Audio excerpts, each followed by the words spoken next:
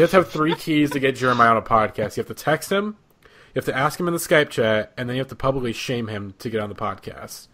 You don't. I really feel like there's probably some sort of summoning technique that we're missing out on here. Like, we draw a circle in chalk and put, like, Born to Run and Psychopomp and, like, some banana bread in it, and Jeremiah will appear.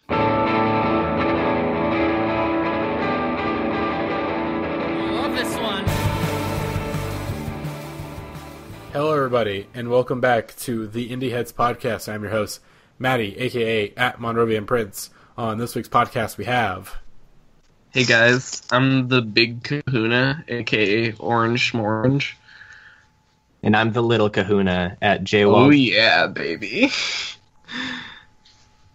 I am, I guess that makes me the medium kahuna. I'm Waffle 113. And missing in action is our dear boy, Jeremiah 03 King, who may or may not be here later. We'll find out. We literally don't know. We don't know. We've texted him. We've called him out. We've called him out in the Skype. We have not publicly shamed him just yet, which I think is the third key to get him on the podcast. You have to have 3 keys to get Jeremiah on a podcast. You have to text him, you have to ask him in the Skype chat, and then you have to publicly shame him to get on the podcast. You don't. I really feel like there's probably some sort of summoning technique that we're missing out on here. Like, we draw a circle in chalk and put, like, Born to Run and Psychopomp and, like, some banana bread in it, and Jeremiah will appear. We have to put Steve McQueen in. Steve McQueen is also a very important... It's true, yeah. It depends on the time. The 3 things, it depends on where Jeremiah is at in his life at the moment. Well, I think it's more just, like, the time of day. Exactly. Yeah. Like, you can't put Born to Run, you can't put that, like, at midnight. Actually, no, Born to Run's one of those... You can put that on, like, anytime. So I think I don't even know. Well, hey, what's up, everybody? How's everyone? How's everybody? Well, I'm swell. It's fine this week. Things are bad. It's real bad. We're not going to talk about the elephant in the room because no, Who? we're not going to talk about him. Okay, not yet. Probably not at all. I think pointing out the elephant in the room was a deep mistake. Well, speaking of elephants in the room, Boards of Canada, there's some elephants in the room. Their debut album, Music Has the Right to Children, turned 20 on 4/20 this year, which is that fucking owns, dude. Like, that's tight. That's super tight. I think it was that another record turned like 20 on 4/20. That was like a very like, oh, of course that record came out on 4/20. I first listened to this album 6 years ago when I was... I think it was Mezzanine. What? Oh, yeah, it was maybe. Massive Attack. Yeah. Like, what were we saying, Alex? I first listened to this album 6 years ago when I was 17, after getting into Radiohead and especially falling in love with Kid A. I was just, like, listening to it on YouTube and was really into it. And it was just really nice, like, sitting in the sunroom in my parents' house at night doing some fairly harmless homework for a class I liked. And eventually I was like, damn, this is pretty fucking great. And I decided to read the YouTube comments. It was mostly like the same YouTube comments from fans on music stuff that you see on every video, peppered with like a few greatest album of all times, until I finally got to a comment that discussed in detail how this person believed that this album was dedicated to and focused on the worship of Satan. And it really freaked out impressions of teenage me, and I have not listened to it since. But do you know why? That's my Boards of Because Canada I wanna. I don't remember at all. It's something like there's some backwards vocal shit, and like there's a secret pentagram on the cover that's not actually there. I don't know. It was Nice. Yeah. All things considered, they picked the wrong Boards of Canada album. If you're looking for satanic conspiracy theories, GeoGaddy's right there. I mean, it's called GeoDaddy after all, and who's the biggest GeoDaddy of the entire world? Oh my God. Satan himself is the GeoDaddy of the entire world. Wow.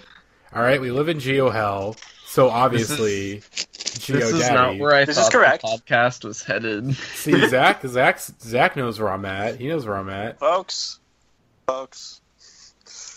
Wait, I do? I don't know. Hey, speaking of old-ass motherfuckers, My Bloody Valentine, they got 2 EPs pegged for a Summer 18, Summer 19, or Spring 19 release. That's right, baby. My Bloody Valentine, they're back again. The vacuum, it's come to haunt our dreams once again. The magical guitar vacuum. I'm excited for these EPs. I low-key think that they could put out another genre-defining shoegaze album just based off of like the really unique direction they were headed in on MBV, which was really just a transitional album that so happened to be also incredible. I don't know. I'm excited, folks. I'm hyped. I've heard album is coming, but he wanted to do these EPs first. Boom. Our next topic of news is that Parquet Courts performed in Ellen. I don't know why. I put this down. I think it's fantastic. I think it's great. It's like it's just bizarre, you know? Like Yeah. I hate those fucking, like, as of late, those dumbass tweets are like, oh, the simulation's breaking, and it's like, this is like, okay, these people, they have a point, maybe, like, but at the same time, this is not even out of ordinary for Ellen. Like, Ellen's also had, like, Savages on her show before, which is, like, really bizarre. I think it's in some ways more bizarre than Parquet Courts. For He had me, Pentagon and he performed These Walls. Oh, yeah, Yeah. that too. Oh, my God. that's more like... Well, I don't know. That one makes more sense to me, because Kendrick is, like, a huge artist making, like, very serious music that, like, it's really easy to co-sign. But for me, Parquet Courts performing on Ellen is a fever dream with a happy ending. And I don't know, I don't like how negative people are about it. I don't think it's, like, reasonable at all to say that they're selling out. Wide Awake is really weird. It's a weird-ass song, and it's certainly a weird song to perform on Ellen DeGeneres' show. It's like, honestly... It's like a parody of like, Feel It Still, in a way, you know? It's like that type of song. Like, it feels like a parody of car commercial music. It goes way over the top on some stuff. Like, the group vocals are like... It feels like they're all being... Like, they're recording these vocals while at gunpoint, which is really kind of interesting to me. I like the song. I still agree with Alicia Chris's take that I love this new LCD Sound System song. I get that. I think, like, I don't know, the whole thing actually felt very Parquet Courts to me, because it was just really jarring and almost felt like performance art. Like, the forced audience dancing was iconic and weirdly alienating. Because you can tell these people have been, like, instructed to move around like that, and that they aren't actually that into what's happening on stage. And it's just, it was really funny. Oh boy. But, Zach. Alright, okay, so Zach put something on the schedule at the last minute. He told us to give him 90 seconds, so Zach, here's your 90 seconds of freedom. Go. With whatever the fuck this is. Oh boy. Oh boy. Because I want to talk about, part of it a bit more later, but it was announced a few days ago that an adaptation of Anais Mitchell's beautiful album Hadestown is going to be getting a premiere on. Zach, you're cutting. I'm really excited for it because cutting in and out for me. Christ Almighty, God. Hey, don't say it. Don't say it. Don't say it, Zach. Don't say the dreaded F word. I'm not going to. I'm not gonna. But yeah, like I was trying to say, there's a musical adaptation of Anais Mitchell's album Hadestown, and it's really beautiful, and it's going to debut on Broadway next year, and I'm really excited for it because that means there's a non-zero chance that Anais Mitchell could be a Tony winner next year, and she will deserve it because her show is amazing. That's all.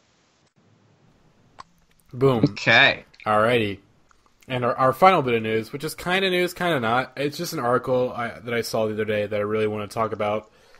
Because, hey, guys, did you know that I work at an alternative radio station? College radio station? Did you guys know this? But this is actually a really interesting article that came out on Billboard the other day with the title being, Hey, hang on a second, I gotta pull up the article. Hey, women are dominating alternative rock, so why aren't they dominating alternative radio? And it is a very interesting sort of state of things of alternative radio, because basically the gist of the article is like, hey, there's like no women on this chart, bro. Like, what's up with that? What's up with that? And really just, I wonder. And could it be like patriarchy or something like that? That just sounds fake to me. No, they just don't make good enough music, Alex. It's obvious. Yeah, it's women just need to step up to the plate. Come on. But let's get serious though. This article is very enlightening. It's very enlightening and definitely like very true to my experience in alternative radio. Just being like a big part of this article, not really a big part, but like a big sort of like, hey, like pay attention to this shit, was the paragraph or two about Grimes, about how they tried pushing her to radio, they tried pushing California to radio, and it was basically just promoters being like super confused, being like, what's with these videos? Who is she? She's weird. Why is she dressed like that? What's with the little white eyes? Basically nothing about the music. And that's kind of been my experience of like bringing women artists into my college radio station, has been like almost every time, without fail, someone has been like, oh, did you bring this in because she's a cute alternative chick? Or something of that sort? Yeesh. It's not fun. It really is not fun. Can we give a big fuck you to the head Grammy guy also, just while we're on this? Because I repeated his comments earlier in jest, but like that was some fucking shit that he said, and I wanted to punch him. Yeah, it was. But another thing this article talks about is just the disconnect between alternative radio and just like what else is happening and sort of what usually would be considered alternative. Like, there are certain bands that are like, I'm gonna go to the Billboard charts like right now, and I'm gonna just list off some artists, and you guys just tell me if you've ever heard of them. So let me. All right, yeah. Let me get the chart right now. We're gonna go from just. I want to start with a list off random bands. Have you heard of Lovely the Band? No. Okay, AWOL Nation. Yes. Vaguely, yeah. Sir Sly. No. What? Dirty Heads. Yes. No.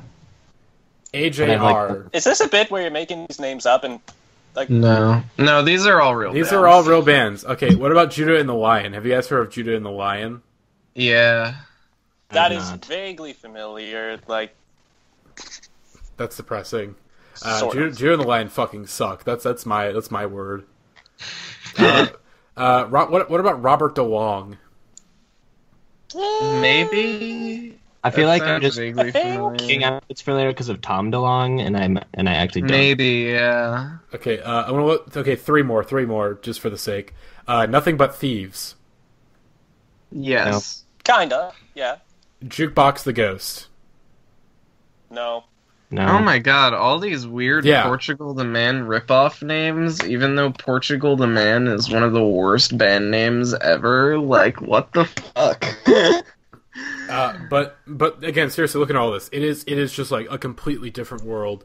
If you really only follow like music blogs and whatnot, not even just Pitchfork, just like a lot of different like blogs in that sphere, like Spin, Stereo Gum, Tiny Mixtapes, stuff of that sort. You would read this chart and go, who the fuck are any of these bands? Like, you maybe like heard them in passing on the radio one time, but like by name, you're not going to see most of these bands mentioned in any of the blogs, and it just seems like there's a huge disconnect between like what's going on in music journalism right now and then like what's happening here. And generally the article does talk about how basically it's just pretty much a boys club when it comes to alternative radio, and that's because the audience is still like, it's mainly white older dudes, as and it's mainly alternative radio at this point. It's mainly based off of older music. Like, I think about half of their playlists generally are like older stuff that's like more than 2 years old, and a lot of it's still dudes. Like even there's a quote. Let me pull it up really quick. From, I want to say, I'm trying to figure out. I have to go back a little bit to who said it. I think basically a program director at an AAA station in New York City basically said, like, hey, they don't play Alanis Morissette, they don't play Garbage, they don't play Fiona Apple. Like, these are alternative mainstays, but, you know, they're still playing Pearl Jam, Nirvana, and Soundgarden, but not like those previous main artists who are still, like, who are just as big in the alternative scene at the time, but, like, now it's just, like, completely just, their influence is kind of swept away. Garbage has bangers, and it's bullshit I don't hear them anymore. Yeah. But especially when Pearl Jam sucks. Did you see that tweet that I retweeted the other day? Like, anxiety, depression, Pearl Jam guy. Yeah, I did. That's some good shit right there. Boy.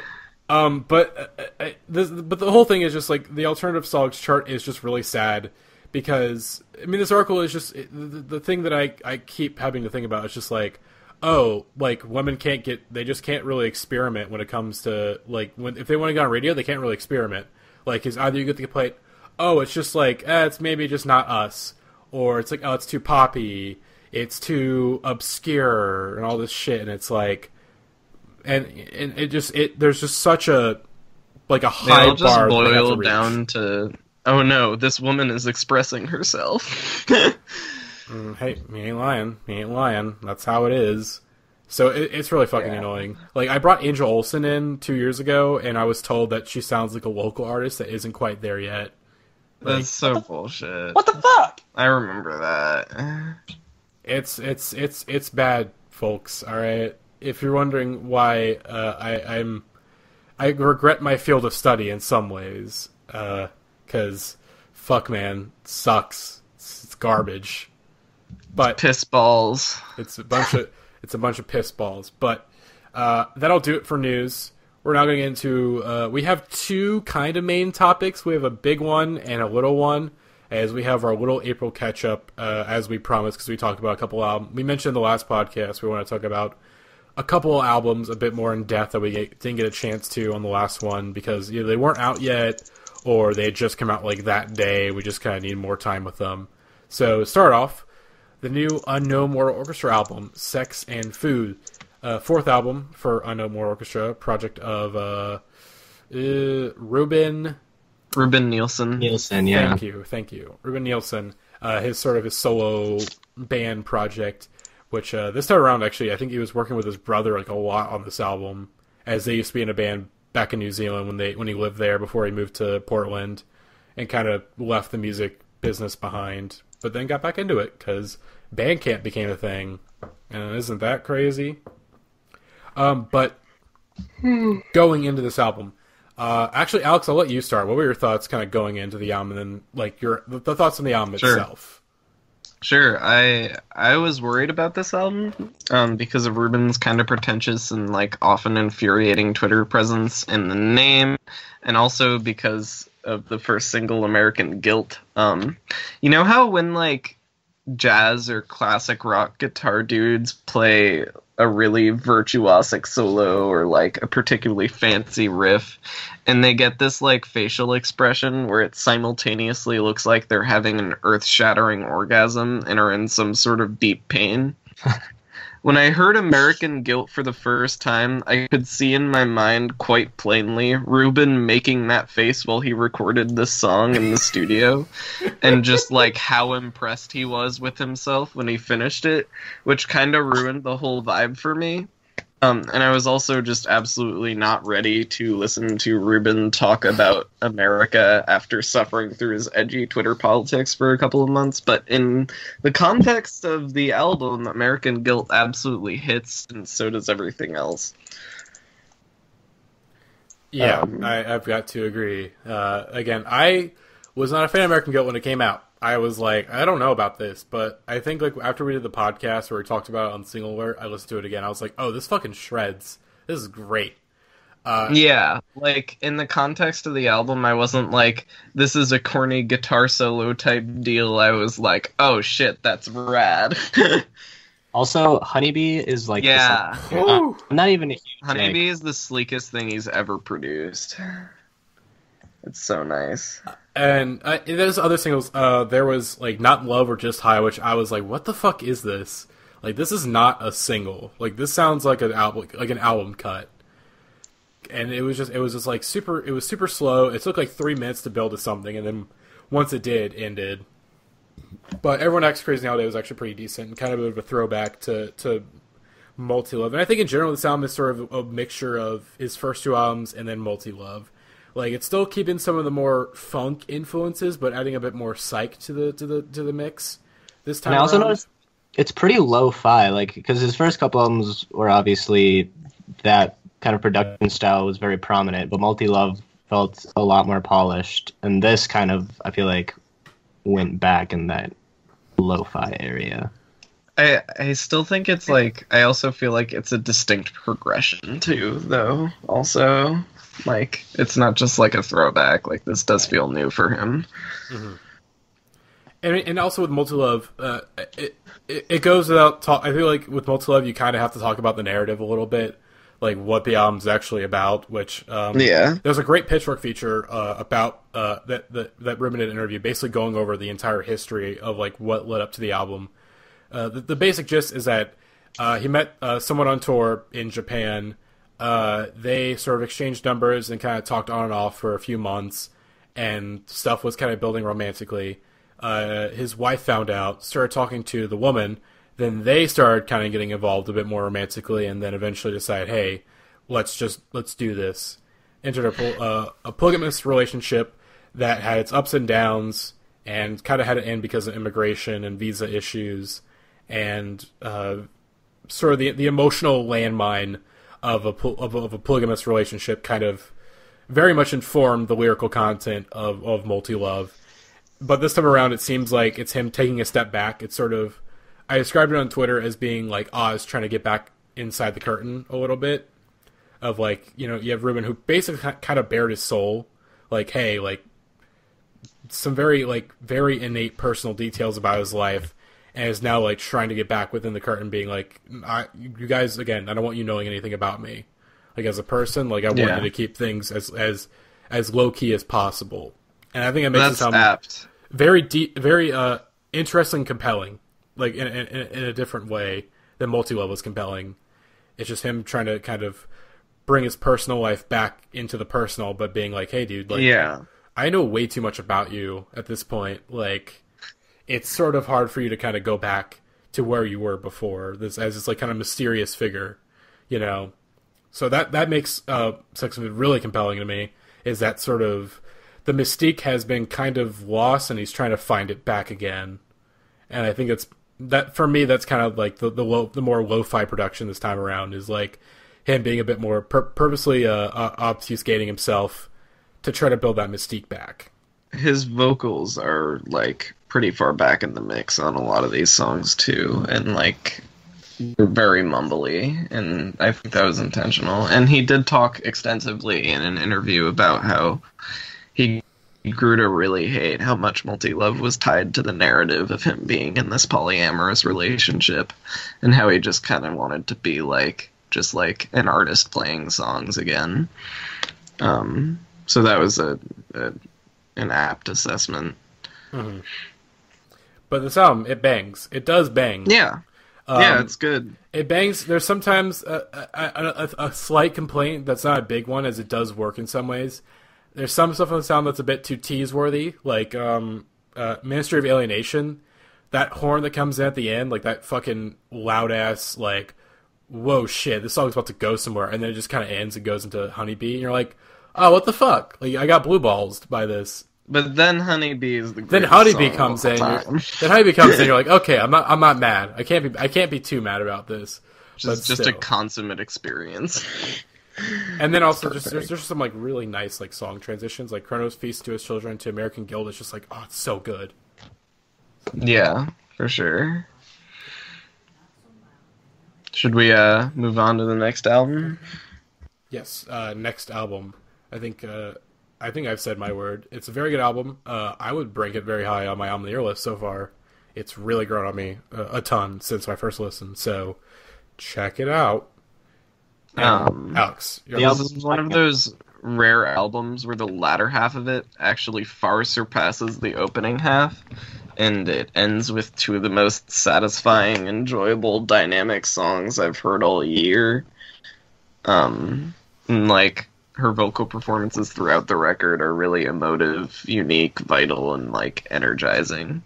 I don't think we've mentioned it yet, by the way, but this album is Bark Your Head Off Dog by Hop Along. Oh, yeah. Wow. Yeah. We're just looking at the schedule and talking about a record that you don't know we're talking about. Whoops. Yeah. Bark Your Head Off Dog. Great album. The lyrics are simple and digestible, but communicate complicated things. And it's good. Yeah, I agree. This is one of my favorite albums of the year so far. I've been generally aware of Hop Along without ever like actually having listened to them before. And based on what I knew about them, I was expecting this album to be a little more like rough around the edges and a little more emo, which in 99 out of 100 scenarios would be disappointing to me. But this album just does so many other interesting things in the kind of framework of indie rock that I don't care. It's just, I don't know, a lot of really cool stuff going on, like you were saying, Alex, with the kind of sharp and poignant lyrics. But I don't know, I like the orchestral kind of element to the album. It's like chamber pop almost at some points, especially on the last couple tracks. And Not Able is the song of the year. The production on this record is really incredible. It's really well done. Yes, I don't feel like I've totally digested it and fallen in love with it yet, but I'd be really hard pressed to say anything bad about the record.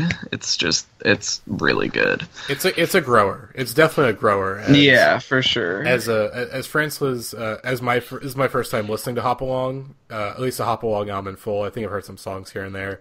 Her voice, it takes some time to digest a little bit, just because it does.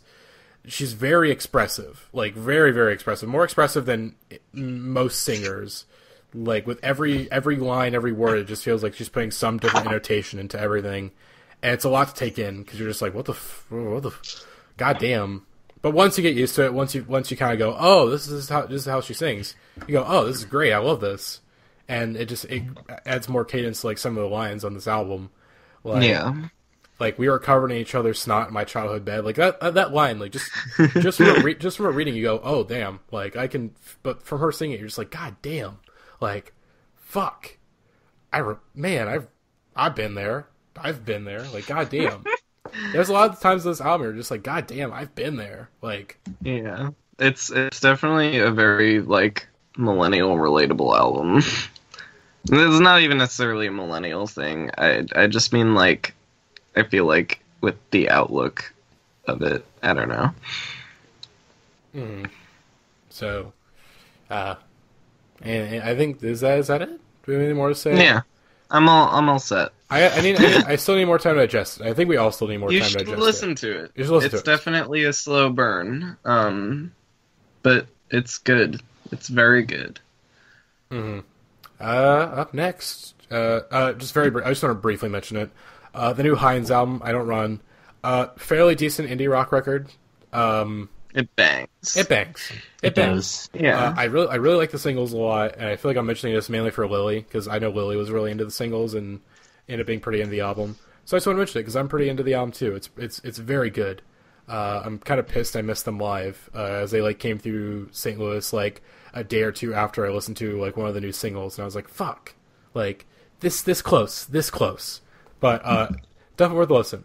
I will recommend it. Also, shouts out to Spain. Gotta like Spanish music.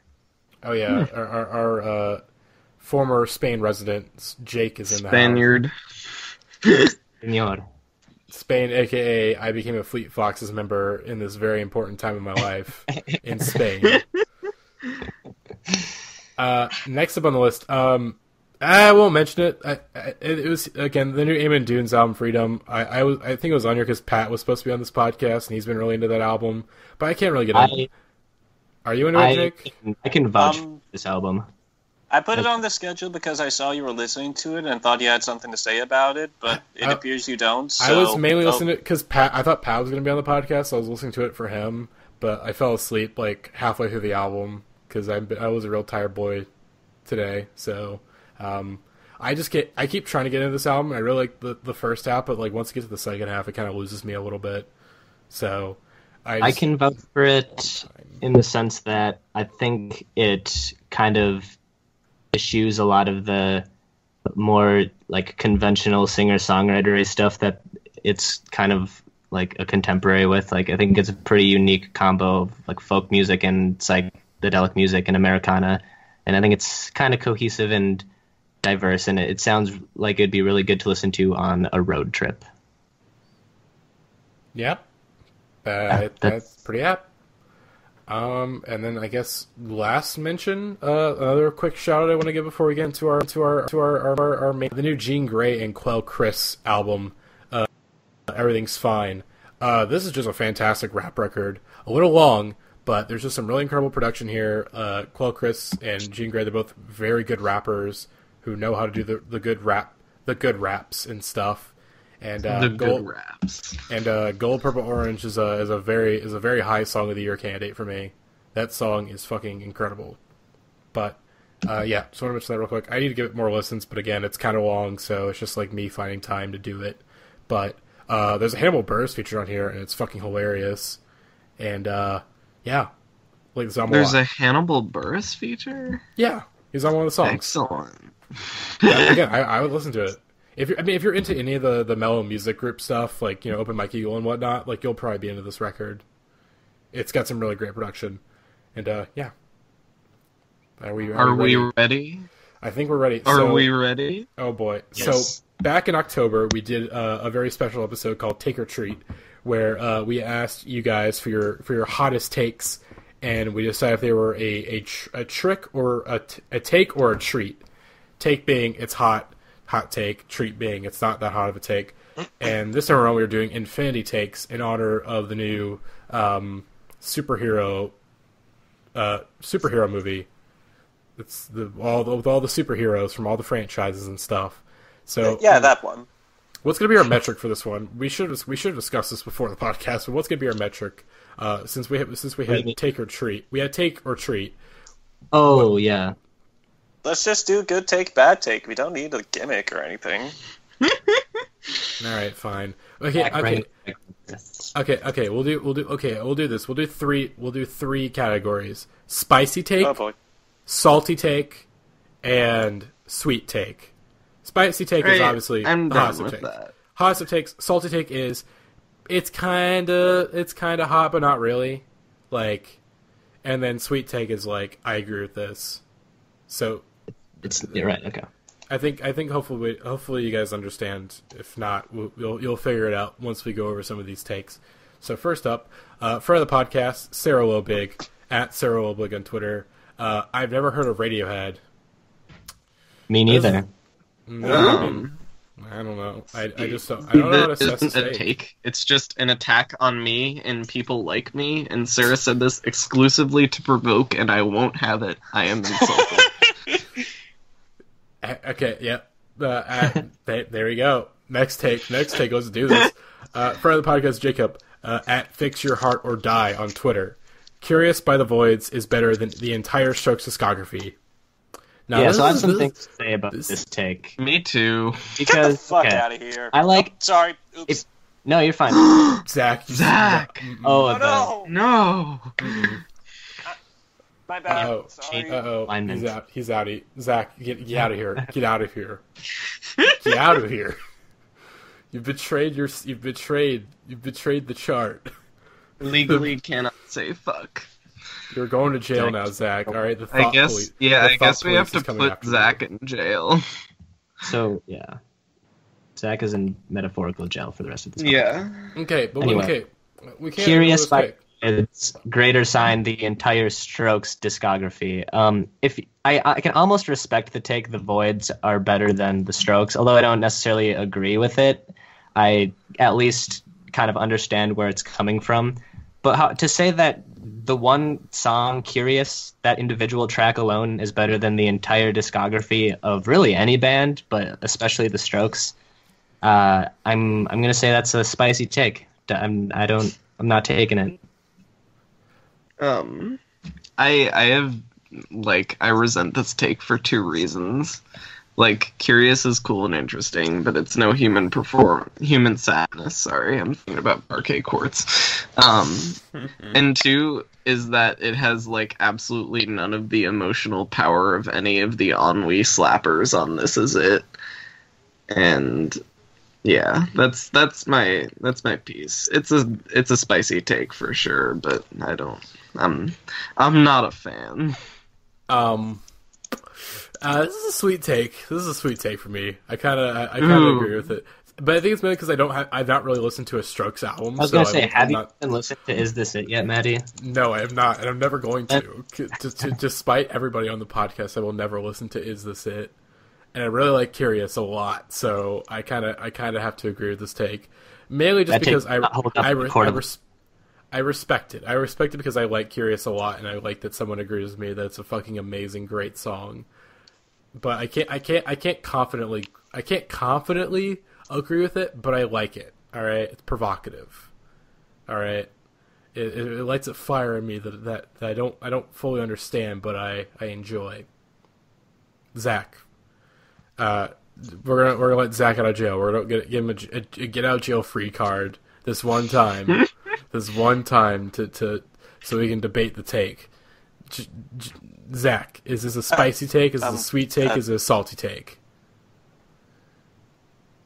Can I say salty if it makes me upset? I mean, spicy is the hottest take. Salty is like, this is understandable, but it's still pretty hot. Oh. Yeah, salty's the middle spicy ground. take. It's just... No. Like a Twitter user thinks your heart or died. Like, you're good people, but this is just a very, very wrong take. Like, I'm sorry, man. I just can't. Sorry, Jacob. Again, these people, they don't understand. All right, they don't understand you. I understand you. I understand where you're coming from. Next take from KRJ757 on Twitter. The suburbs. Hang on, it's in all caps. The suburbs. The suburbs, eh? The Suburbs was Arcade Fire's first album, and it's not even close. I think this is a fascinating take because it suggests a deep, true love of everything now, and I can't get in the way of a love like that. I think it's a sweet take. Vehement hatred of the Suburbs. I mean, the fact that it says it's not even close, like, that's like, okay, like, my dude, everything now. I understand. Again, AJ is probably like loving. Well, actually, no. AJ probably is very deeply upset at this take. AJ agrees with this take, actually. AJ thinks The Suburbs is the worst Arcade Fire album. Wait, what? Jeez. The same AJ? Yeah, our AJ. The same AJ? Yeah, I mean, the same AJ that made a playlist that's called Reflector, but it's a 10 out of 10? Yeah. I would peg Reflector as his least. No, he, like... AJ talked extensively at Pitchfork about this, how like he loves The Suburbs, but it is his least favorite Arcade Fire album. Or at least he thinks there's like an argument to be made that it is the worst one. I will say, yeah, I'd say with that, it's definitely a salty take. It's like, it's a little hot, but it's understandable how someone could reach the conclusion. So... are we ready for the next take? Yeah. All right, next take. Like some beef. So also, I'm also asked this on Reddit too, along with Twitter, to get a nice field of responses, and from username Hey Good Job on Indieheads. Carsey Headrest would be much better with a different singer. I like unconventional vocalists, but I just find his voice painfully uninteresting, and it's a real obstacle to me enjoying their tunes. This is a spicy take. This is spicy. I mean, it's somewhere, it's between spicy and salty. It's that I kind of understand where he's coming from, but it's like I fucking love Will Toledo a lot, very unconventionally. So I want to fight this guy to the death. Pick your venue. Strongly disagree with how he feels about Will Toledo, but I just I understand the sentiment. So I'm gonna say it's a salty take. I will say it's a salty take as well, but not because I'm with you too that I can understand thinking his voice is uninteresting maybe, but I don't think Car Seat Headrest would necessarily be better with a different singer. Yeah. Will Toledo's voice kind of is too perfect for... Will Toledo is Car Seat Headrest. Right, exactly. That's the thing. It just does not compute with... Yeah. Zach? I guess we're going to give it... Yeah, I guess this is going to be a sweep. It's a salty take. I get it. I understand why you would come to that conclusion. But at the same time, I listen to, John Darnielle and Tom Waits. I'm good with unconventional sounding voices. And like you guys said, I think Will's voice really fits what he's going for. So I get it, but I don't really agree. See, my man's out here. He's not having emotional breakdowns to hide to death. He doesn't understand, all right? He doesn't understand. Next take. Next take from our boy. May I introduce this one? Zach, yes, go ahead. From our boy. Yeah, this could be a bit weird, but my take is that Hadestown, which I talked about a little bit earlier, is the best thing that Justin Vernon has ever been involved with. And I'll let you guys go first before I defend it, so go ahead. I don't know what Hadestown is, but I Go Off King, but I don't really put Go Off King. But yeah, Go Off King. Justin Vernon sucks. Yeah, here's the thing. I like Justin Vernon in small doses. The stuff he does with that guy who we're not talking about podcast, I like it. But I could just never really get into his albums. I heard a few songs from the self-titled, and it just wasn't for me. But here he is, playing Orpheus in this, adaptation of the myth of Orpheus and Eurydice, and I just find it really works. His multi-tracked harmony stuff actually connected with me for once, and I think it's the best realization of his talents. Weird as that may sound. Alrighty. Sure. Yeah. Sure, yeah. I love Forever Forever Go, but yeah, Go Off King. I think this is a sweet take. I'll go with sweet too because it's Zach. Yeah. And I love our boy. We'll support him. Sweetie boy. I will support him. Listen to it, Jake. I feel like you especially would love it.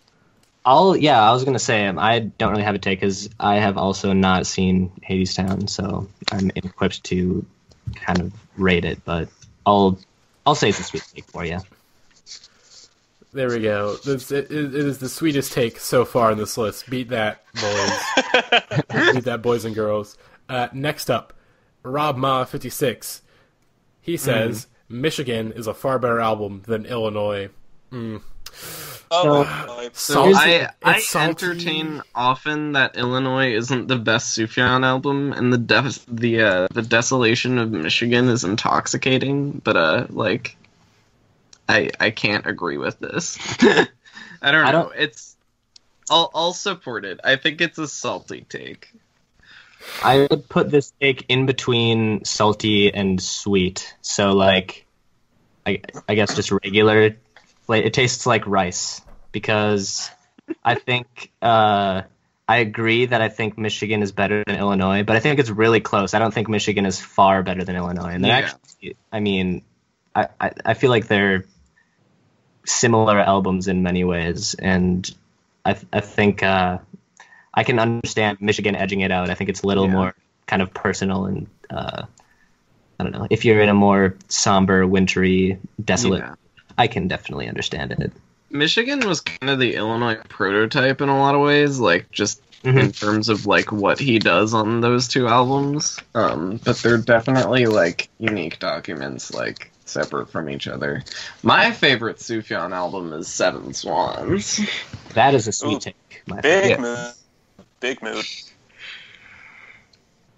So, yeah, like I'm not familiar enough with either album to make a judgment call. I listen to songs from Illinois more regularly, so I guess I'm gonna go with Salty, but I can understand it. Like, I get it, but come on, it's Illinois. Yeah, again, I stand with Salty. It's understandable, but I very much disagree. Because like, Illinois is incredible. Far better. And Illinois is my garbage, shithole, corrupt state, but I love it very dearly. So Illinois will always be my favorite. And there's a song about the town I live in. Like, that's cool. The Great Godfrey Maze. I live like a mile from that. That's tight. All right. From podcast member Gavin, aka @490freak on Twitter. Ska, baby, that's one damn good music genre. This is another sweet take right here. I feel like Gavin by the end of the year is going to unironically get us all into ska music by the end of the year. I feel like that was his point of his infiltration of the Indieheads podcast, has been, I'm going to get every single one of these bastards into ska. First, I will meme it to death. Then I will sincerely get everyone into ska. And then 3, I will turn the Indieheads podcast into the Ska Heads podcast and take over and storm the offices of alternative press and take it over. So it's a sweet take. The joke's on you, Gavin, because Sublime's self-titled album was stuck in my car stereo for a year. Wow. Oh my god. Christ. Alex.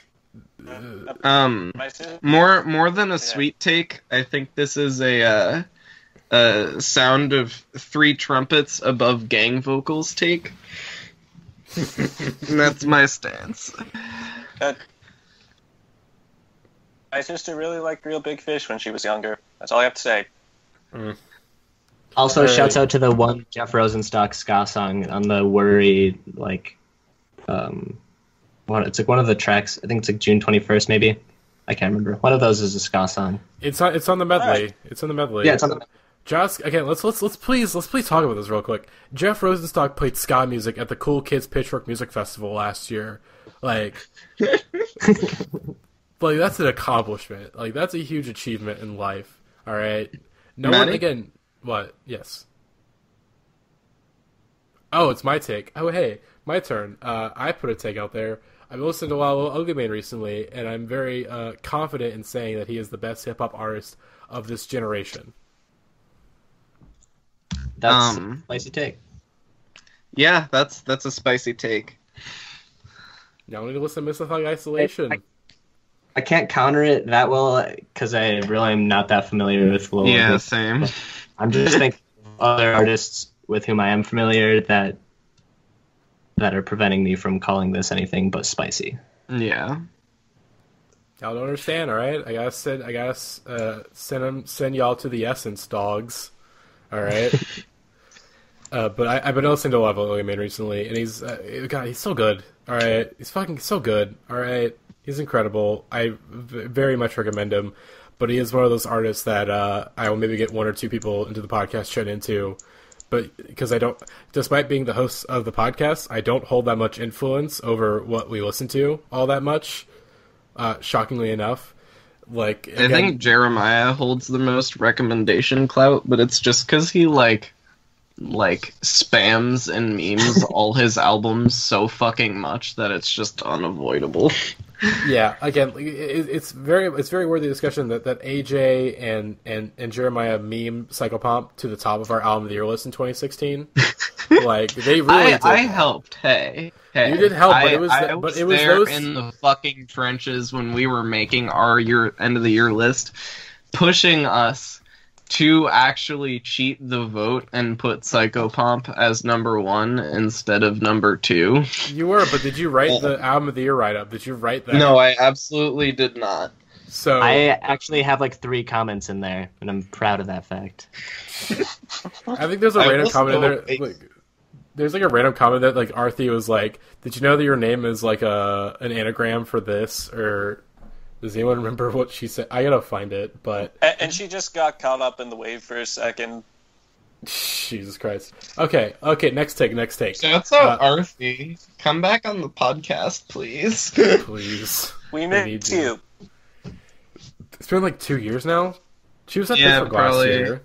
I didn't even see her at Pittsburgh last year. I was like the only person saw her, that like, didn't. once or I was like the only person that didn't like get to meet her last year. But anyways, hey, next take from All Money Cornholio on Reddit. It's got 2 takes actually. The first take is that everything that Fleet Foxes has put out is better than Helplessness Blues, though it's still a pretty good album. I don't understand this take, so Jake, you are the expert here. It's not even spicy take. It's just wrong. It's just an incorrect take. I mean, Like, I don't know. let's put it this way. The wording of this take presupposes that the Fleet Foxes EP from like 2006 is... Yeah, that's a really good point. For one, it's not. yeah. And also, I don't know. It's hard for me to... I just like... Helplessness Blues to me is way too perfect that... I recently... Yeah.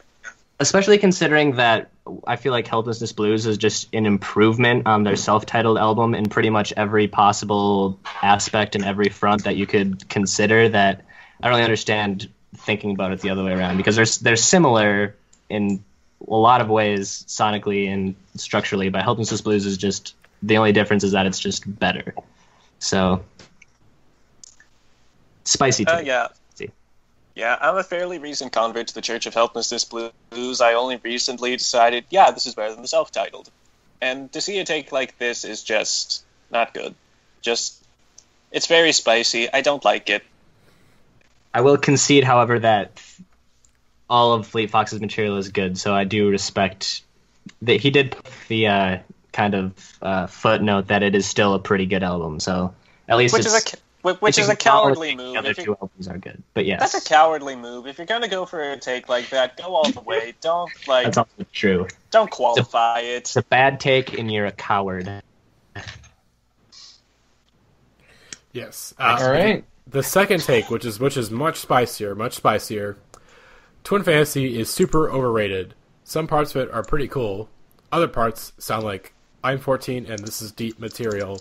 You know, this is a really spicy take because it's almost a sweet take. Because it's like close but no potato. Yeah, exactly. Because I'm 14 and this is deep is the point of the album, except it's more like I'm 19 and this is deep, and it's also actually deep. Yeah, that's why it's spicy, because it's like as Jake said, it's close but no potato. It's like you're this close to understanding like why people like this album. All right, it's an album about adolescence and how fucking confusing and awful it is, and the screams. All right, he speaks to me with the screams. All right, Will Toledo, he speaks to me. But this is a very spicy take, in my opinion. Yeah, the alternate universe version of Monsters Inc., where it's just Will Toledo screaming in a room. Oh God! All right, hey, thank you so much. Yeah, next, bad take. Bad. I hate this take more than anything else on this list. I hate this take so much. I hate this take with a deep fucking passion. What is the take, Alex? Kevin JP64 says that Vampire Weekend is boring, and he's fucking wrong. Vampire Weekend is honestly Vampire Weekend might be my favorite band right now. I return to the self-titled and Modern Vampires so often. I return to Contra a whole lot too, just a little bit less lately. I honestly Ezra is maybe the most engaging lyricist around right now for me, and vocalist, and like Ezra and Rostam as a songwriting duo just absolutely like fucking kill it. And I know he's not going to be on the next album, but the next album's still going to be fucking great. Well, he is going to be on the next album, just not in, like, the same capacity. But it's still going to be fucking great. I love Vampire Weekend to death. They aren't boring. This is not a spicy take. It's something beyond that. This is a lava take. I don't know. I don't know what this take is. This take is some sort of, like, cruelty, and I don't want to think about it anymore. It's like those videos of those people who try to eat the peppers that are really spicy. Yeah, like yeah. This is a Carolina Reaper take. Yeah. Oh boy. Okay, next take.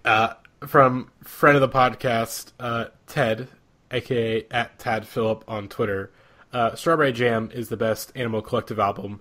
This is a cotton candy take. This is a cotton candy take. It is the best. Yeah, it is the best Animal Collective album. Like, most certainly. Cuckoo is the best song they've ever made. That's my opinion. That's another good take. I like Peacebone.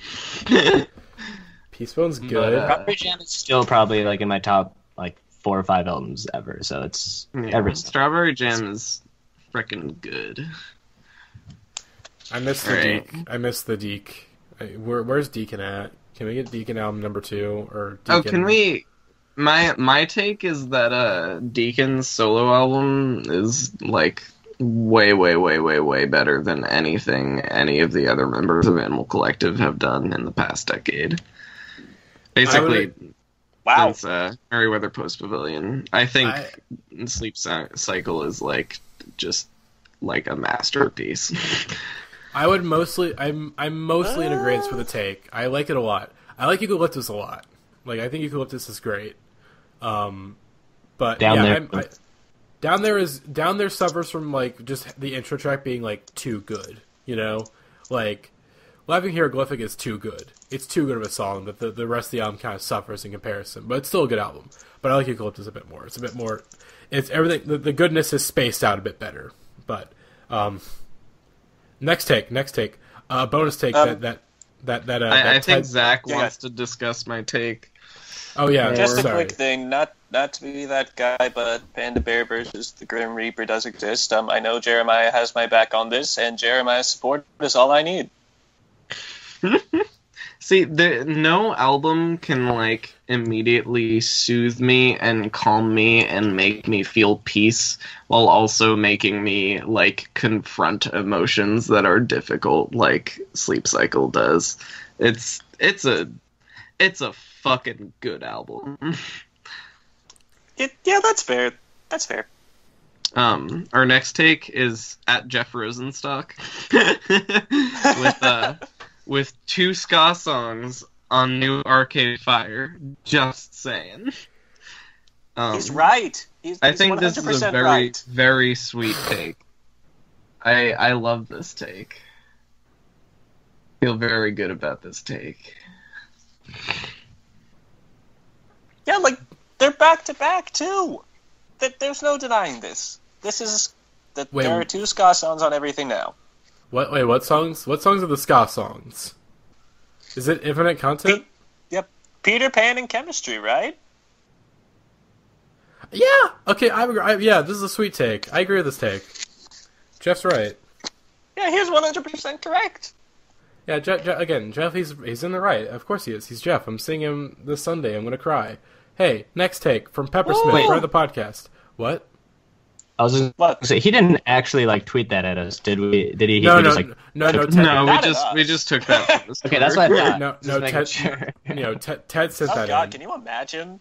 Ted sent it in to us, and we Jeff were like, I'm a fan of the Indieheads podcast. Well, I feel like we don't acknowledge ever that, like, apparently one of the members of Portugal the Man is a fan of this podcast.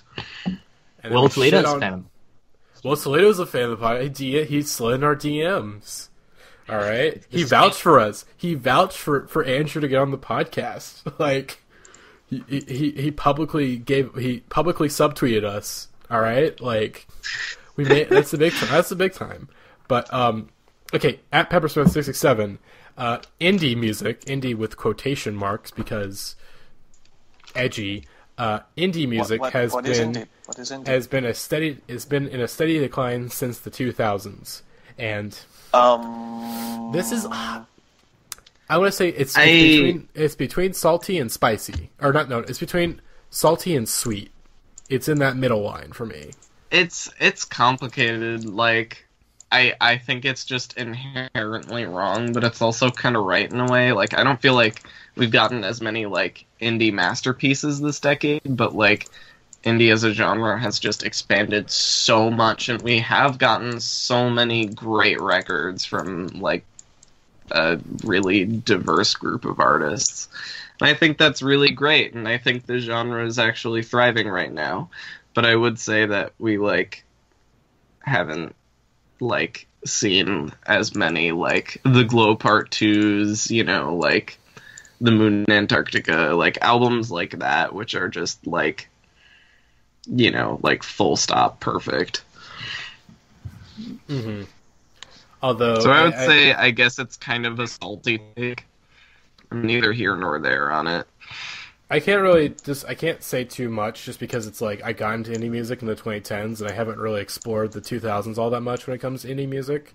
So I can't really I don't have a good frame of reference for this take, just because I do like a lot of music, and like my favorite album of all time came out in 2013. So I can't fully agree with this take. So it's more so. I would say I'm gonna go salty on this take. That's my final answer. Okay. Next take from at Framing the Pick. Maladroit is a top 5 Weezer album. This might be the not a sweetest difficult take. thing. It's might like be the sweetest take. Yeah, this is just like dumb. Like I'm sorry, dude, but this is dumb. It's an extremely low bar. Because there are only 4 good Weezer albums, and Maladroit is one of them. What's that 5th album now? That's what I'm wondering. What is that 5th album? The Red album. What are we thinking here? Blue, Pinkerton, Maladroit, then Probably what are the other two? Like, everything I will guess be you could say White Album. Everything Will Be Alright, or like The Red Album, White or Album. Green Album. But like all of those are kind of bad choices in their own unique way. Too sweet. Yeah, like, Framing the Pick is cool. I like them. They have great Twitter stuff, but this is sort of a low bar take. It's sweet, but only because there's not much to it. It's dumb, and you should feel bad because, again, think about it, bro. Like, think about it. Just think about it, man. Again, there's only four, at best, 4 good Weezer albums. So, pal, I need more info about this. Like, I need you to explain this a bit more in depth. It's wild. Next. Speaking of wild, this is a wild take. And Where's Jeremiah? Where is Jeremiah? This is the Jeremiah thing. This is the Jeremiah take. Shut your eyes and say Dan Behar in the mirror 10 times.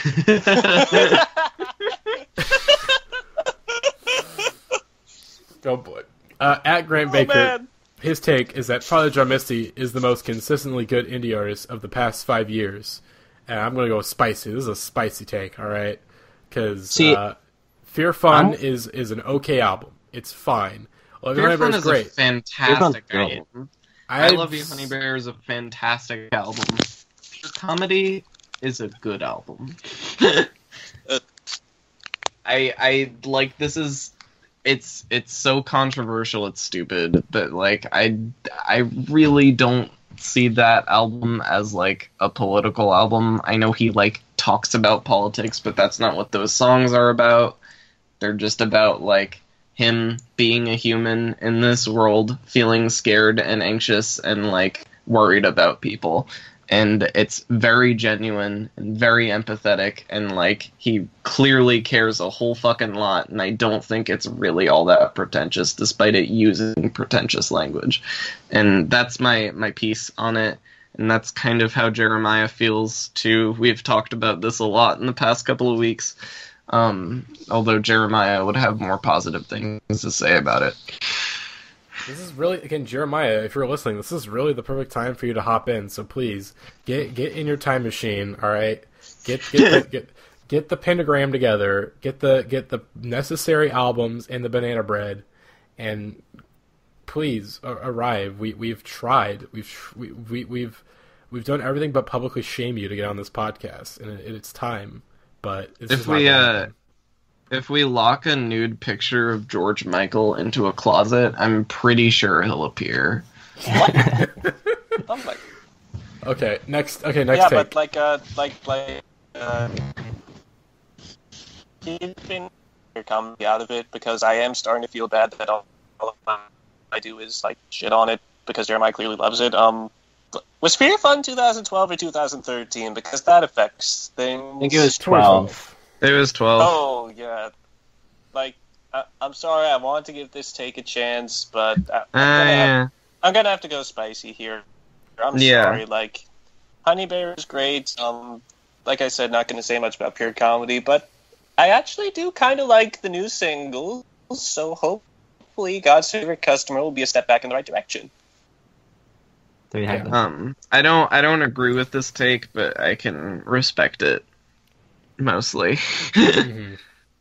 See, in my opinion, Joanna Newsom is the most consistently good indie artist of the past 5 years. I know she only put out one album, but that's all she fucking needs. Last 5 years.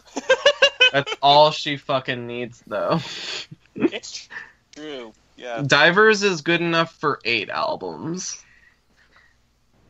Joanna could put out like 8 shitters in like a few years, and I would still be a huge fan. But she won't, because she's fucking Joanna Newsom, and she hasn't put out a bad song, let alone a bad record. That implies she can make bad music. Yeah. All right, next take. Alex, you got a take for us. What's this take? Oh, I do? Yeah, you do. Oh, yes, yeah. See, this would be more fun if Jeremiah was on, because he shares this opinion. My very controversial take is that Minecraft is very fun.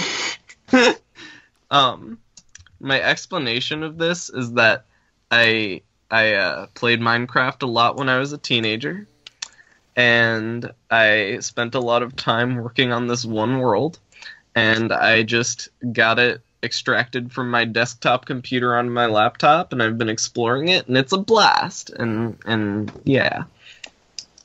And that's my indie music take for the day, folks. I will agree with your take, because I think I've played it within the last like few months, pretty much for the same reason. Into it in my younger years, and I like re-downloaded it a few months ago, and still fun, still holds up. I'm gonna go salty take because I never got into it, but I can respect it. So yeah, salty take. I want to say salty at this point, just because I played a lot of Minecraft to the point that it's kind of boring to me now. But yeah, but so at the same time, you gotta play on a server with like people you're friends with to like really have the full proper great Minecraft experience. But like, yeah. See, I can't really like say that, but also because I play so much Fortnite, and most of Fortnite is just running. It's just running in empty spaces of the map, and then maybe you'll find someone, and then you'll get killed, and then you'll get upset. So I can't really. I don't have much ground to speak on by calling Minecraft boring. So next take. The cute Longoria. Actually, we're coming to. Oh wait, never mind. I thought we were coming to a close, and we got a couple more left. We got actually a couple. Oh boy. Okay. Cute Longoria. We can blast through these. We can blast through a couple of these. The new Twin Fantasy is slightly disappointing because the guitar sounds on Teens of Denial were huge and amazing, and the guitar sounds on Twin Fantasy are thin and bland. Yeah, this is spicy take. This is very spicy. This take doesn't make sense. Clearly, they're not listening to the right album. Yeah, I think we should move on.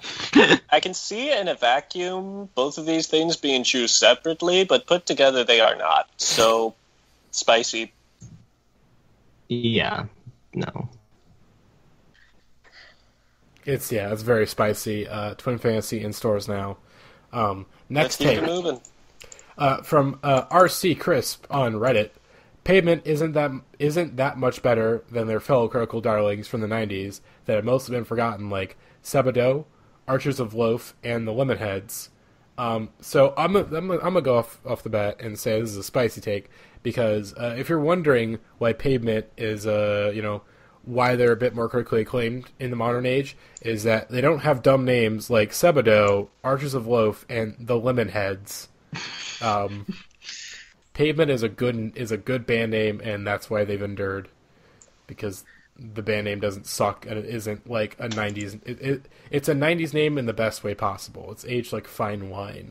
Sebado, I don't even know if I'm pronouncing that right.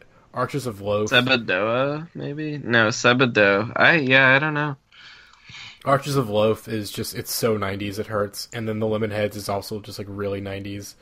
But the lemon flavor ice cubes, like the chewing gum, is really good. Like the icebreaker stuff, it's really good. It's my favorite gum. But yeah, this is a spicy take. But also, I've never listened to Sebado, Archers of Loaf, and the Lemonheads, so I don't have much ground to speak on, other than I really like Pavement. I vaguely recall listening to one Archers of Loaf song and being bored.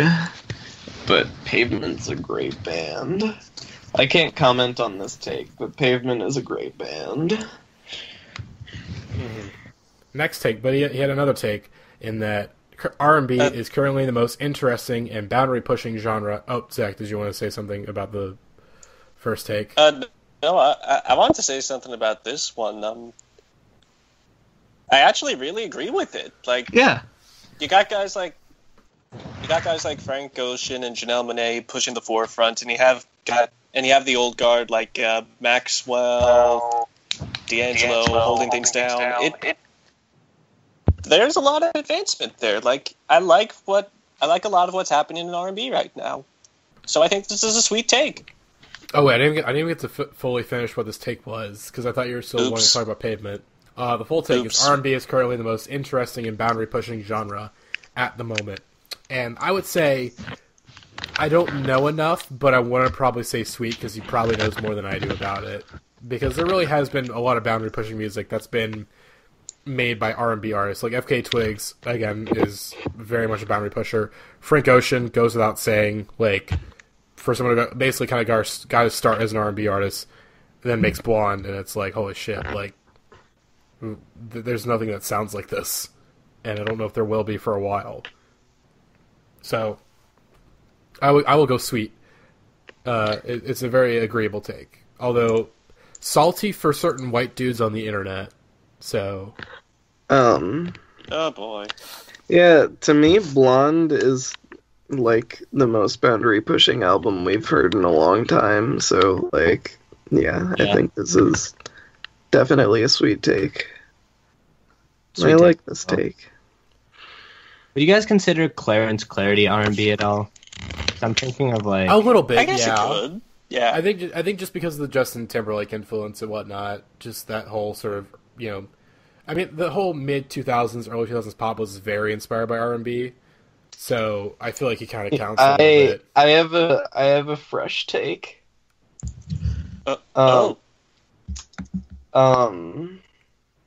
Man of the Woods is a boundary-pushing R&B album. Ooh. Alex, get off the podcast. No, I'm not saying it's a good album. I'm not saying it's a good kind of boundary pushing, but I think it's assuredly a boundary pushing R&B album. Pushing the boundaries in the wrong direction. Yeah. Sure, fine, we'll go with that. Fine. Next take. From @GiantMagicPerCopter. I don't fucking know. Get a better name, dude. Giant Magic Peter? I don't know. Maybe. Thank you for the save. Monastic Living was the last good Parquet Courts project. This is a very spicy take because this is an outlandish take. because Human Performance came out like right after Monastic Living, and it's fucking great. So this is spicy as hell. Human Performance is the secret best rock album of the decade. Of this half of the decade. I'm sorry, I shouldn't say that because Twin Fantasy. Like, it's a really fucking great album. The lyrics on that album are so complicated and so good and just blah, blah, blah, blah. It's great. I'll fight you. It's great. Next take. Leon Dead, I don't know. Pacifier is Young Thug's best song so far, and Little B's best project is PYT, Pretty Young Thug, and his best song is Hoop Life. This is three layers. A succession of takes. Yeah. So first take, the Young Thug take is my answer is no, because the best Young Thug song is With That. Good time. I say Good Times is good. Them. What is it? It's either With Them or With That. Them. Okay, It's with them. I do not like Young Thug very much. I still don't. The critical acclaim he's gotten over the years, it boggles my mind a lot that he's sort of the one that critics sort of gravitate towards a lot, and it's just like, I don't explain, please. But yeah, it's a spicy take. Obi's best project is POT. I would say this is. Oh, sorry, Zach. Sorry, Zach. Go ahead. I think the best Young Thug is I Know There's Gonna Be Good Times. Yeah, totally fair. Yeah. But Sweet I take. disagree. I disagree with it because I think my favorite Young Thug song is Wyclef's Jean. But I would like to say that the first time I heard Pacifier, I didn't know who it was by, so I described it to my brother who was playing it as like the song with the guy getting tortured in the background.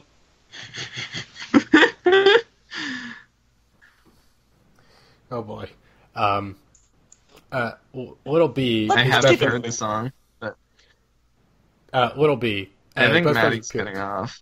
Am I cutting Oh, off? wait. No, I'm here. you're back. I'm here. Hey, and it's gonna register on my mic anyways because I'm the one recording.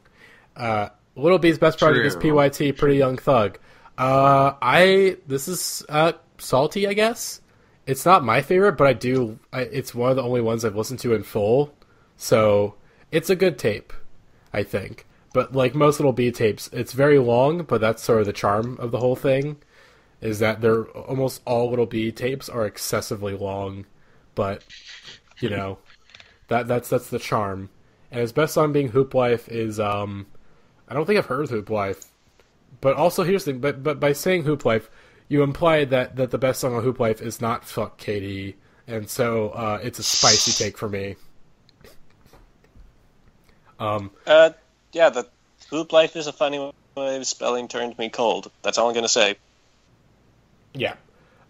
Next up on the list, we have What's the three more. Lil B song where he cries in the video and is just talking about how much he loves everything? Because that's definitely my favorite Lil B song. I think it's just called "I Love You." I don't. Yeah, that's what I thought, but I was like, nah. I'm pretty sure it's on the Godfather tape. Let me check that. While I check that, we'll discuss this next tape. Yeah, it is just "I Love You." From username JCB3939, Loveless is the worst of the shoegaze big three albums by a considerable margin. I'm gonna go. I have no opinion on this take because I don't. What are the big three? I don't know. It's Loveless, it's Souvlaki, and it's Nowhere by Ride. Yeah. I have no opinion on this take because Loveless is the only one I've listened to. So no, that's my opinion. I've heard all of them. Yeah. I love Loveless to death. I've never really gotten to the other two. I'll say it's salty just because I don't think Loveless is the worst of the three, but I think it's the most different of the three. The other two are more dream pop, whereas Loveless is just like straight shoegaze. So I can understand someone who's more into dream pop holding that opinion, although I don't agree with it. I think Loveless is definitely the most important one. Yeah, for sure. I don't even know what shoegaze is. Let's just move on. Next, from username Mighty Projet, 1986 is almost as important a music year as 1967, and maybe more important than 1991. This is a very specific take. My dude, what are you talking about? What the fuck are you talking about, dude? What even came out in 1986? Well, I have this. So you got The Queen is Dead, Master of Puppets, Graceland by Paul Simon. Yeah. There's a Nick Cave album. When did Songs from the Big Chair come out? I feel like that was 1984. I think it was 84. Yeah. Yeah, I mean, I don't know. When did Hats come out? Hey, wait, what came out in 1967 that's so... Well, I know what album did not come out in 1967. Smile by the Beach Boys. Smiley Smile came out instead, which was sort of the scraps of Smile. Sgt. Pepper's came out in 67. This gave You Experienced, Velvet Underground and Nico. Forever Changes by Love is the best of the big four psychedelic pop albums in the 60s, being like Pet Sounds, Sgt. Pepper's, Love Forever Changes, and the Zombie, Odyssey and Oracle. Personally, my favorite of the big psych albums from the 60s is The Eraser by Tom York. Whoa. Good take. Maybe the spiciest take on this list, I think. Final take. Sasha thinks that's a sweet take. Let's hear the take. All the takes. I strongly appreciate that. Thank you. Our final take of the night from friend of the podcast, Marty Bix. Being into indie music is just a way of hiding no personality. Guys, we gotta shut down the podcast. Our whole we gotta shut it down. We've been exposed. Our whole shindig. It's just we've been caught. It's over, guys. Man. This will be the last episode of the. You know that GIF. I can't remember what the clip is from. I know it's a show I've seen, but it's like it's just like the Pitchfork offices, and they're like, "Oh, it's that's Portlandia. it. We're done. Yeah, Pitchfork is done. Yeah, Portlandia. That's right." So yeah, this is thanks for exposing us, David. Let's just sign off now. I think this is a weird take, though. Like, in general, and I don't really understand it because like I just don't. All right, I think that'll do it. Like I said, series finale of the Indieheads podcast for a variety of reasons. Obviously, we got a really mean comment the other day. Someone saying that my podcast sucks, and so. Just a lot of things built up to this. I feel like we get one of those a day. We do. We any time that I comment on Indieheads, like if I get myself into any kind of drama or any kind of controversy, it's just there's going to be your podcast sucks, and it's like, yeah, great, I know. Like, we wouldn't do it if we thought we were good at this. Honestly, like if we were good at this. Our threads on the subreddit, like half the time they're just people being like, half the time they're people like. Oh, thank you guys for still doing this. Just wanted to say I'm a fan, and then the other half the time it's like 10 different people ganging up on us. Don't stop being mean, all right? It's not cool. It's not cool. It's not cool at all. I mean, to be fair, we've trashed the subreddit numerous times on this show. Oh yeah, of course. Which is weird, I guess, because we've had. Because there's a number of us that are still like fairly involved in the subreddit. Like obviously, me, Zach still does FYC. Dylan still is like starting to put out like a monthly like electronic music thread. We all still, I think most of us still write for FYC or still comment in some capacity. Yeah, I guess I do that. I don't comment or post anything anymore. Also. Calling out a very specific group of folks, we've had a very like no. We've had actual influence on the subreddit. We've oh no. We can actually say like, oh, we started like memes and stuff. Like you could trace that back to us. But at this point, we're just going on a massive ego trip because this is the series finale. So please allow us to go on an ego trip. This is the greatest podcast of all time. It's again. So this is the greatest Indieheads podcast. We are recording live in Saudi Arabia. Little did you know. hey, we can't. That's my favorite take of the night. Oh my god! That's for Zach. That take is for another podcast. All right, when we talk about the greatest Royal Rumble on the next episode of Slam Me Harder, Daddy. Oh boy! What do you guys think of Slam Me Harder, Daddy? Can we just change the name of the actual main podcast to Slam Me Harder, Daddy, just on principle? I agree. We'll discuss it. All right, we'll internally discuss it. But hey, hope you guys enjoyed this podcast. I don't know what's going to be the next one. Hopefully, the Billboard charts don't fucking suck, so we can actually do like a decent Billboard episode. And hopefully, we can get the gang together and do some classic podcasts, like some classics. Yeah. The Born to Run podcast. We've been Matty, talking about did it for you like see the little Google Calendar I put together? You have to send it again, because it was probably, I think you probably sent it, like, when I was playing American Wasteland last night, so I wasn't, like, fully attentive to the chat. I just did, like, a rough schedule based off of, like, what people seem to be interested in, and, like, when it would make sense to do that. See, we can actually plan stuff, guys, alright? Yeah. We got this. We're trying to do better. We are. We are aiming to be 1% less worse. Yeah, exactly. Boom. All right, but I hope you guys enjoyed this podcast. We will see you all on the next one, and bye. Oh, and we'll see you guys. Have a great night.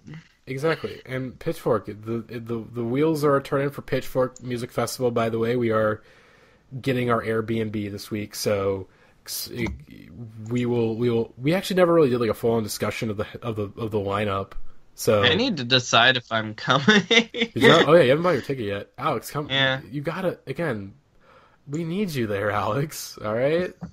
We don't have to go to the festival, dude. We can just go. Like we can go around Chicago.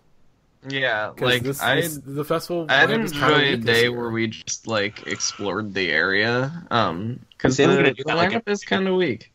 I think it just depends on once the set times comes out. We can probably decide. Sunday is important. See, well, that's my issue. Is that this year Sunday is like my favorite day. Yeah, there's some good stuff on Sunday. I feel like who's headlining on Friday? Tame Impala.